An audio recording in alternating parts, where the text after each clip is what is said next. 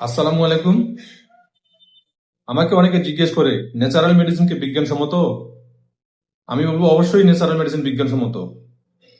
যে natural medicine প্রাচ্য চিকিৎসা বিজ্ঞানের জনক বিজ্ঞানী হিপোক্রেটস এর হাত ধরে সূচনা হয়, সেই ন্যাচারাল মেডিসিন কেন বিজ্ঞানসম্মত হবে না?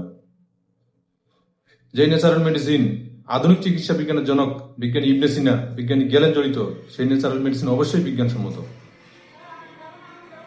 যে ন্যাচারাল মেডিসিন আমাদের শরীরকে, আপনার শরীরকে ব্যাকটেরিয়ার বাহিনীর মধ্যে রক্ষা করে, শরীরের বাইরের জীবাণু থেকে শরীরকে রক্ষা করতেছে, সেই ন্যাচারাল মেডিসিন কেন বিজ্ঞানসম্মত হবে না? পৃথিবীতে একমাত্র ন্যাচারাল মেডিসিন একদিকে শরীরের রোগ নিরাময় করে, অপরদিকে শরীরের রোগ প্রতিরোধ বৃদ্ধি করে। আমার মনে হয় না পৃথিবীতে আর কোনো মেডিসিন আছে যে মেডিসিন একই সাথে শরীরের রোগ প্রতিরোধ ক্ষমতা বৃদ্ধি করতেছে, আবার শরীরের রোগ নিরাময় করতেছে। তাহলে সেই ন্যাচারাল মেডিসিন কেন বিজ্ঞানসম্মত হবে না? বর্তমানে অনেক বড় বড় ফার্মাসিউটিক্যাল কোম্পানি ন্যাচারাল মেডিসিন উৎপাদন করে, কারণ তারা জানে একমাত্র ন্যাচারাল মেডিসিনের পার্শ্ব প্রতিক্রিয়া নেই।